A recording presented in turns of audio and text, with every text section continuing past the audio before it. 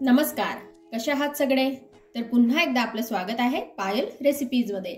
आज आपण मस्त असे बेसन पुरीचे लाडू तयार करणार आहोत। तर हे जे लाडू आहेत हे बिना पाकाचे आहेत। तुम्ही नक्की ट्राय करा आणि अगदी दाणेदार होतात। तुम्ही बघू शकता, एक लाडू मी तुम्हाला तोडून दाखवते किती छान झालेला आहे। बघा, अगदी मस्त लाडू इथे तयार झालेला आहे। तर चला हा लाडू कसा बनवायचा आपण पटकन बघूया। इथे मी अर्धा किलो बेसन पीठ घेतलेला आहे। यामध्ये आपल्याला थोडंसं मीठ घालायचं आहे आणि पाण्याने आपल्याला याला भिजवून घ्यायचं आहे। जसं आपण पोळीचं पीठ मळतो तसंच। तर बघा, अशा प्रकारे हे भिजवून घ्यायचं आहे। बेसन पीठ हे चिकट असतं, त्यामुळे हे भिजवायला थोडंसं असं आपल्या हाताला लागतं, म्हणून तेलाचा हात आपल्याला घ्यायचा आहे आणि पुन्हा एक वेळेस छान असं मळून घ्यायचं आहे। इथे थोडं तेल मी घेतलेलं आहे।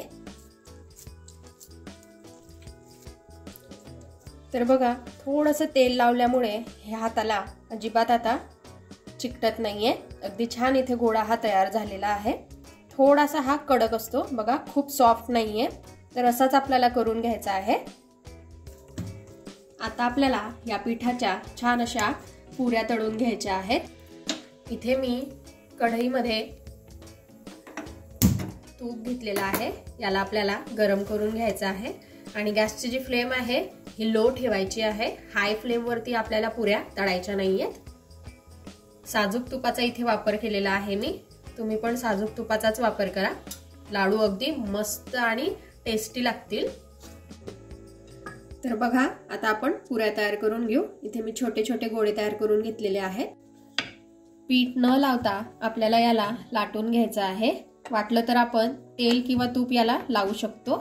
हे बघा, अशा प्रकारे आपल्याला पुऱ्या ज्या आहेत या लाटून घ्यायच्या आहेत। अशाच पुऱ्या मी थोड्या लाटून घेते आणि तुम्हाला जर का आजची मस्त अशी बेसन पिठाच्या लाडूची रेसिपी आवडली तर लाईक करा, शेअर करा आणि अशा छान छान गोड गोड रेसिपीज बघण्यासाठी पायल रेसिपीजला सबस्क्राइब करून घ्या। तूप इथे छान असं गरम झालेलं आहे। गॅसचा फ्लेम जो आहे हा मी लो केलेला आहे।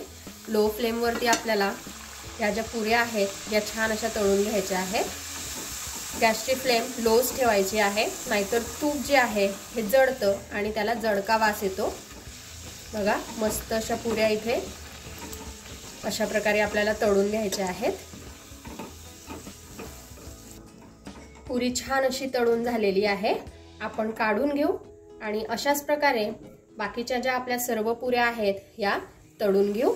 आणि हो, पुरी लाटताना आपल्याला याचं मेजरमेंट किंवा जाडी बारीक हे काहीच बघायचं नाहीये, कारण पुढे आपण याची जी प्रोसेस करणार आहोत त्यासाठी पुरी फुगलीच पाहिजे हे पण काही महत्त्वाचं इथे नाहीये। तुम्ही कशीही पुरी लाटू शकता। नॉर्मली पुरी लाटताना आपण असं बघतो की ती थोडी जाड हवी किंवा एकसारखी लाटली गेली पाहिजे, इथे तसं काहीच नाहीये।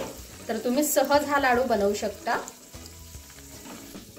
चला तर इथे सर्व माझ्या ज्या पुऱ्या आहेत या मी तळून घेते। इथे आपल्या सर्व पुऱ्या छान अशा तळून झालेल्या आहेत। आता ह्या ज्या पुऱ्या आहेत हे आपल्याला थंड करून घ्यायच्या आहेत आणि यांचे आपल्याला तुकडे करायचे आहेत। हे बघा, अशा प्रकारे आणि मिक्सरच्या भांड्यात टाकून याला छान असं बारीक करून घ्यायचं आहे। आता हे जे बारीक केलेले पुरीचे तुकडे आहेत हे आपण बारीक करून घेऊया। इथे आता मिक्सरचं जे मोठं भांडं असतं ते मी घेतलेलं आहे, यामध्ये आपण हे बारीक करून घेऊ। तर हे बघा, अशा प्रकारे आपल्याला हे बारीक करून घ्यायचं आहे। तुम्ही बघू शकता हे एकदम पावडर फॉर्म मध्ये नाहीये, दाणेदार दिसतंय।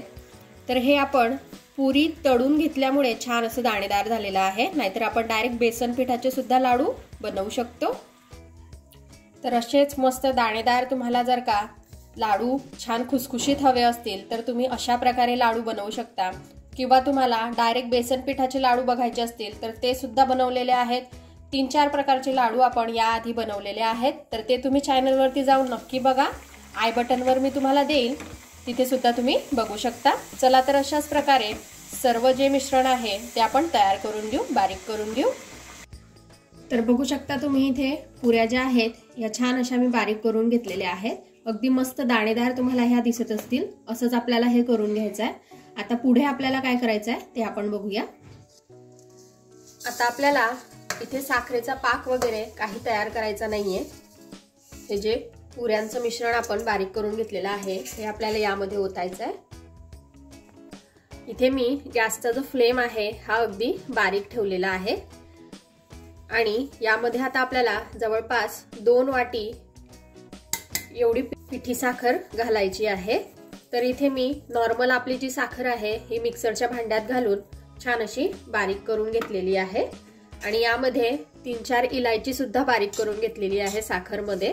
तर तुम्ही पावडर असेल इलायचीची तर ती सुद्धा यामध्ये तुम्ही घालू शकता। आता हे मिश्रण आपण छान असं मिक्स करून घेऊ। लक्षात ठेवा गॅसची जी फ्लेम आहे ही आपल्याला लोच ठेवायची आहे, हाय फ्लेम ठेवायची नाहीये। तर अगदी साधा सरळ आणि सोपा हा लाडू आहे। एकदा तुम्ही पुऱ्या बनवल्या की पुढची प्रोसेस अगदी सोपी आहे। इथे आपल्याला साखरेचा पाक करायची अजिबात गरज नाहीये। बऱ्याच वेळेस पाक जो आहे हा तयार करताना बिघडतो, कधी जास्त चिकट होतो किंवा पाक व्यवस्थित होत नाही। त्यामुळे तुम्ही अशा प्रकारे सुद्धा लाडू हा बनवू शकता किंवा तुम्हाला पाकाचा लाडू जर का बघायचा असेल तर तो सुद्धा मी बनवलेला आहे अगदी परफेक्ट प्रमाणामध्ये। तर तोही तुम्ही आय बटनवर जाऊन बघू शकता। तर बघा हे मी छान असं मिक्स करून घेतलेलं आहे। तुम्हाला जर का इथे वाटलं की हा गोड झालेला आहे किंवा नाही तर तुम्ही चेक सुद्धा करू शकता या प्रोसेसला। वाटलं तर थोडीशी साखर जास्त तुम्ही यामध्ये घालू शकता। आता यामध्ये आपल्याला तूप घालायचं आहे। इथे मी टेस्ट तूप घेतलेलं आहे ज्यामध्ये आपण पुऱ्या तळलेल्या होत्या। आता हे वरवरचं जे तूप आहे हे आपण यामध्ये घालून घेऊया। आता हे जे तूप आहे हे सुद्धा आपण यामध्ये मिक्स करून घेऊ। इथे जवळपास 7-8 मिनिटं मी हे छान असं परतवून घेतलेलं आहे। आता हे आपण चेक करून घेऊया मिश्रण। हे बघा हे हलकसं गरम झालेलं आहे, खूप गरम झालेलं नाहीये। गॅसचा जो फ्लेम आहे हा लोच ठेवलेला आहे। आता आपल्याला थोडंसं मिश्रण अशा प्रकारे बांधून बघायचं आहे। जर का याचा छान लाडू तयार झाला तर आपण लाडू बांधायला घेऊया। हे बघा लाडू तयार होतोय पण मला थोडंसं तूप यामध्ये कमी वाटतंय तर थोडं तूप मी यामध्ये ऍड करून घेते। यामध्ये जवळपास 2 चमचे मी तूप अजून ऍड करून घेते आहे आणि सुरुवातीला पुऱ्या तळायला हा जो अर्धा किलोचा डबा आहे यामधलं मी अर्ध्यापेक्षा जास्त तूप घेतलेलं होतं। म्हणजे जवळपास अर्ध्या किलोला थोडं कमी तूप यामध्ये घातलेलं आहे। जवळपास 400-450 ग्रॅम तूप मी यामध्ये घातलेलं आहे।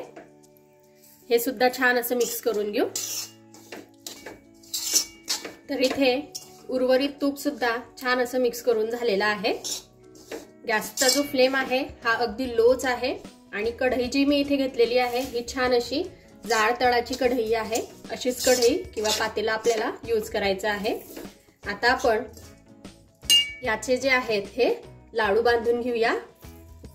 इथे मी गॅस जो आहे हा आता बंद करून घेतलेला आहे। बघा मस्त असा लाडू इथे बांधला जातो आहे।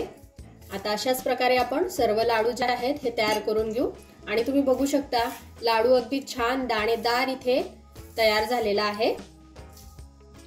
तर बघा इथे आपले मस्त असे लाडू जे आहेत हे खाण्यासाठी रेडी झालेले आहेत।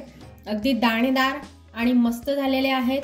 बिना पाकाचे लाडू आहेत। तुम्ही एकदा नक्की ट्राय करून बघा आणि कशी वाटली तुम्हाला आजची रेसिपी ते मला कमेंटमध्ये कळवा।